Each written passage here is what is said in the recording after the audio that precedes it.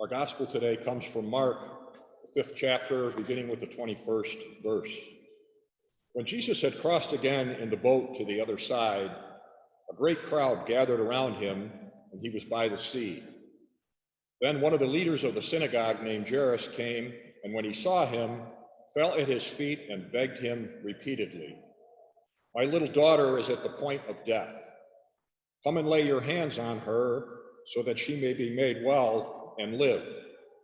So he went with him, and a large crowd followed him and pressed in on him.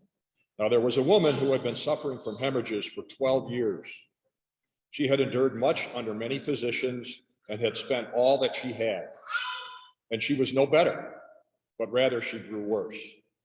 She had heard about Jesus and came up behind him in the crowd and touched his cloak, for she said, "If I but touch his clothes, I will be made well." Immediately her hemorrhage stopped, and she felt in her body that she was healed of her disease. Immediately aware that power had gone forth from him, Jesus turned about in the crowd and said, "Who touched my clothes?" And his disciples said to him, "You see the crowd pressing in on you. How can you say, 'Who touched me?'" He looked all around to see who had done it. But the woman, knowing what had happened to her, came in fear and trembling. She fell down before him and told him the whole truth. He said to her, "Daughter, your faith has made you well. Go in peace and be healed of your disease." While he was still speaking, some people came from the leader's house to say, "Your daughter is dead. Why trouble the teacher any further?" But overhearing what they said, Jesus said to the leader of the synagogue, "Do not fear, only believe." He allowed no one to follow him except Peter, James, and John, the brother of James. When they came to the house of the leader of the synagogue, he saw a commotion, people weeping and wailing loudly. When he had entered, he said to them, "Why do you make a commotion and weep? The child is not dead, but sleeping." And they laughed at him. Then he put them all outside and took the child's father and mother and those who were with him and went in where the child was. He took her by the hand and said to her, "Talitha cum," which means, "Little girl, get up." And immediately the girl got up and began to walk about. At this, they were overcome with amazement.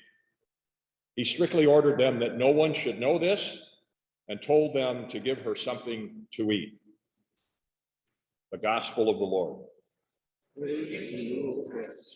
Please be seated.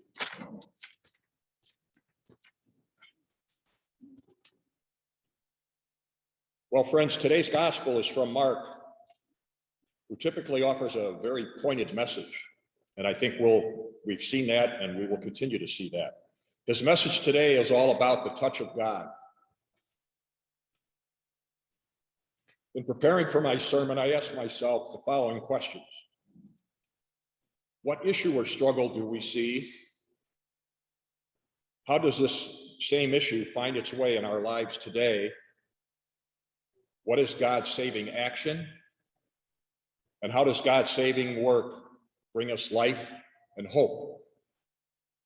The issue or struggle is pretty obvious. There are two of them. First, we had a woman who was hemorrhaging for 12 years, profoundly suffering. She spent all her resources, and her condition only got worse. She was part of the large crowd, as you know, outside of Jairus' house that we heard about in the gospel. She had heard about Jesus, and she was desperate that she approached him and touched his cloak. "If I just touch his clothes, I will be healed." Her bleeding stopped, as we know, and immediately she was freed from her suffering. This woman was so desperate, but she continued to rely on her faith. Her hemorrhaging was due menstrually, and the rules were, do not touch anyone, including your husband. So she faced social rejection, but her faith in God took over, even though she knew she was doing something wrong. She admitted to Jesus, "I was the one that touched you." This was the touch of God. I'd like to insert a personal story, if I could, at this point. And it's something that Kristen and I recently experienced. and something that I'll never forget, was very powerful, and I think was God's touch. As many of you know, Chris, for the last 25 years, has been an adult probation officer for Cook County. One of her clients recently had passed away, and Chris and I went to the wake to support the family during this very, very difficult time. We arrived inside the funeral home, and we were ushered into a small viewing room where family and friends were gathered. After several minutes, we went up to the casket to pay our respects.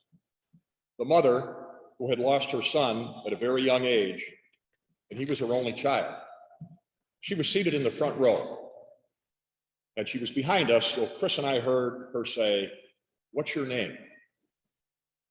Chris said, "Falese." That's what her clients call her. At that moment, the mother grabbed Chris, hugged her, and sobbed deeply for several minutes. She thanked Chris over and over for all she did. You see, Chris never met this mother. She only knew her from the many phone conversations that they had. Both were trying to do all they could to get this young man back on track and move forward in a positive way, on a positive path. He suffered from severe addiction and lost that battle. So why is this story relevant to Mark's gospel? Well, I would offer this. I think that hug was the touch of God. He helped provide this mother some assurance that she did all she could. She was allowed to express and release her pain so she could begin to heal. She relied on her faith that her only child was with God. Again, the touch of God. Those several minutes of that embrace were God's touch. Now, as we go back to Mark's gospel, we see a second example of suffering.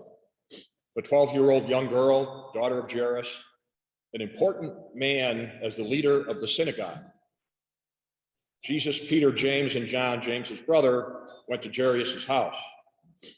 As you know, there was a lot of commotion, crying, wailing loudly. Jesus asked why everyone was crying, and they said that the child was dead. His response was, "She's not dead, she's not asleep." They all laughed at him, and then he sent them all out of the room. And as you know, he took the father, the mother, and the disciples into the room where the young girl was. He took her by the hand and said, "Talitha cum, little girl, get up." She immediately got up and began to walk around. All were absolutely astonished. But again, this is an example of the touch of God. But if we go back to those 4 questions that I asked myself in preparation for today, the second question is, we should also ask ourselves, how does this same issue find its way into our lives today?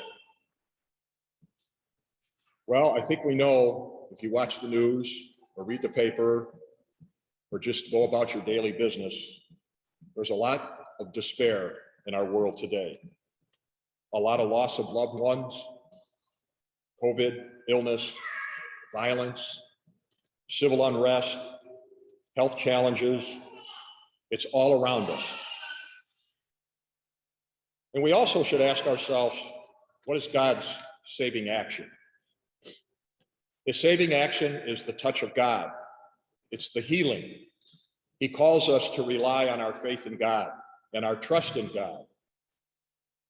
We must also ask ourselves, how does God's saving work bring us life and hope? Well, I think it's important that we live lives of grace, that we receive and give the touch of God. There are many examples, and now that the guidelines have been eased a little bit, there's many examples for us to exchange peace and hugs, opportunities that we've lost for the last 16 months. We can shake hands, we can give high fives, we can help and comfort each other in need. We can volunteer, we can serve, we can support our church and our community. These are opportunities that we've sorely missed the last 15 to 16 months. We can carefully and responsibly share God's touch in all ways possible. I'd like to share one more personal story, which I think is an example of God's touch and the most powerful experience that I have ever experienced. Back in January of 2017, my sister Debbie was diagnosed with pancreatic cancer. Her diagnosis to her death was 9 days. Very difficult time for our family at that time, but what follows is the most profound experience that I have ever witnessed. We knew my sister was in her final days, final hours, and there were approximately 20 family members that were gathered on a Tuesday night in January of 2017 to say our goodbyes to Deb. One by one, everybody went up to Deb's bedside to say goodbye. I stepped back, and my mother was with us at the time, and I was going to save Mom for last. My sister lay motionless, peaceful, just as if she was sleeping. When Mom and I went to Deb's bedside, I leaned in and I said to Deb, "Deb, Mom is here." My sister lifted her head, kissed my mother, and laid her head back down. Deb passed away the next morning. So why do I share this? Well, in our deepest pain and despair, all 20 of us were lifted by God's touch. When my sister kissed my mother, that was her way of saying, "Goodbye, I'm fine. All will be okay, and I love you." Again, a profound impact on all of us, and our faith and trust allowed us to be uplifted. So we have all experienced loss, and some of this loss is extremely painful, sudden, and very, very hard to accept. Those are the ones that cause us to question God and say, why? How could you allow this to happen?